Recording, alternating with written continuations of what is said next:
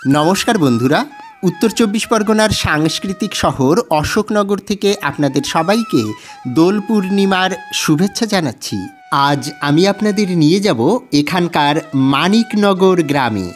মানিকনগর খাসের মাঠ শ্রী শ্রী রাধা গোবিন্দ মন্দিরের বাৎসরিক দোল এবং মহানাম সংকীর্তন অনুষ্ঠানের গঙ্গাবরণ যাত্রাটিকে আজ আমি আপনাদের সামনে তুলে ধরছি। শোভাযাত্রার শুরুতেই কীর্তনের সুরে সুরে বাউলেরা এগিয়ে চলেছেন।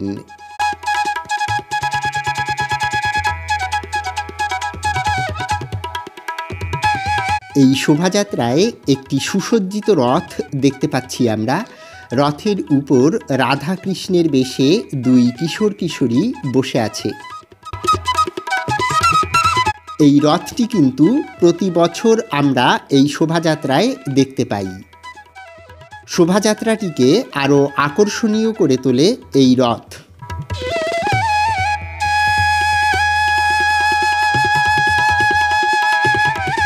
দেখতে পাচ্ছেন রথের সামনেও কিন্তু নাচ গান চলছে। এই নাচ গানের মধ্য দিয়েই শোভাযাত্রাটি এগিয়ে যাবে সামনের দিকে।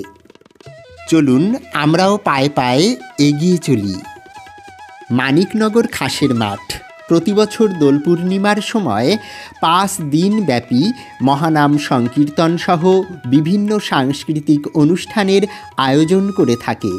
এই অনুষ্ঠানের আজ দ্বিতীয় দিন।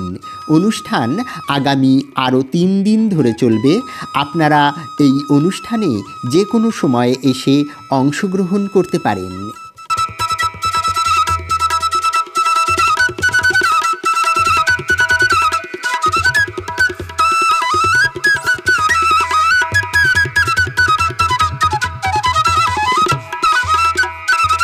এটি হলো আমাদের মানিকনগর গ্রামের বড় পুকুর। এই বড় পুকুরের পাশের রাস্তা ধরেই শোভাযাত্রাটি এগিয়ে যাচ্ছে সামনের দিকে। পুকুরের পাশেই মানিকনগর গ্রামের শিব মন্দিরটি দেখতে পাচ্ছেন আপনারা।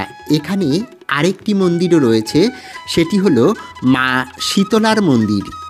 শিব মন্দির এবং মা শীতলার মন্দিরের মাঝের রাস্তা দিয়ে এই শোভাযাত্রাটি এখন এগিয়ে যাচ্ছে।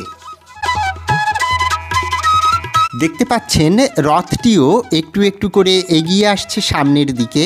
রথের এই ঘোড়া দুটিকে দেখার জন্য এখানকার ছেলে মেয়েদের মধ্যে উৎসাহ উদ্দীপনা থাকে তুঙ্গে।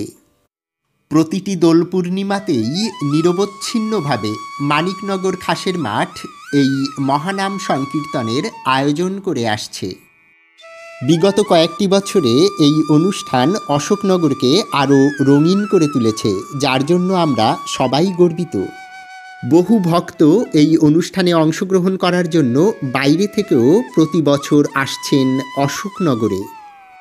আমরা এখন শোভাযাত্রার মূল অংশটিকে দেখতে পাব। পেছনে আমাদের গ্রামের মেয়েরা খুব সুন্দরভাবে সেজে এই শোভাযাত্রায় অংশ নিয়েছে আজ। কেউ নাচছে, কেউ গাইছে, সে দৃশ্যই আপনারা দেখতে পাবেন এখন। চলুন কীর্তনের সুরে সুরে আরেকটু এগিয়ে যাই আমরা। বহু স্বেচ্ছাসেবী ভাইদের আমরা দেখতে পাচ্ছি এখানে। শোভাযাত্রাটিকে তারা খুব সুশৃঙ্খলভাবে এগিয়ে নিয়ে যাচ্ছে। নৃত্যের তালে তালে শোভাযাত্রাটি এগিয়ে চলেছে। এই দৃশ্য কিন্তু আমরা সবসময় দেখতে পাই না। আজ এই শোভাযাত্রাটি মানিকনগরের এই রাস্তাকে করে তুলেছে রঙিন।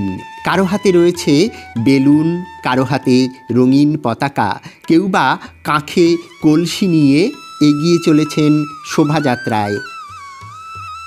আজ আমরা মা গঙ্গাকে বরণ করে নেব, তাই এই শোভাযাত্রাটির নাম গঙ্গাবরণ যাত্রা। এই মুহূর্তে দেখতে পাচ্ছেন নৃত্যের তালে তালে মেয়েরা এগিয়ে চলেছে শোভাযাত্রায়। পায়ে পা মিলিয়েছেন 8 থেকে 80 সব বয়সের মানুষ। সত্যি জীবনের এই রং, এই আনন্দই তো আমাদের বাঁচতে শেখায়, দেখায় নতুন পথের দিশা। আজ সব রং, সব বর্ণ মিলেমিশে যেন এক হয়ে গেছে। সমস্ত ভেদাভেদ, দুঃখ, যন্ত্রণা সব কিছু ভুলে গেছি আমরা।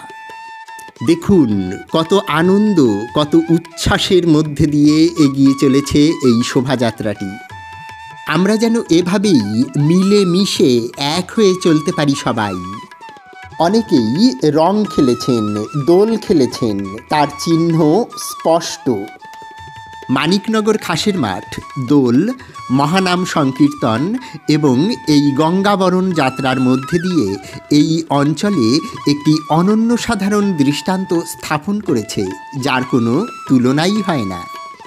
এমন একটি অনুষ্ঠানে অংশগ্রহণ করতে পেরে আমরা সত্যিই গর্বিত। সকল দর্শকদের এই অনুষ্ঠানে অংশগ্রহণের জন্য সাদর আমন্ত্রণ রইল।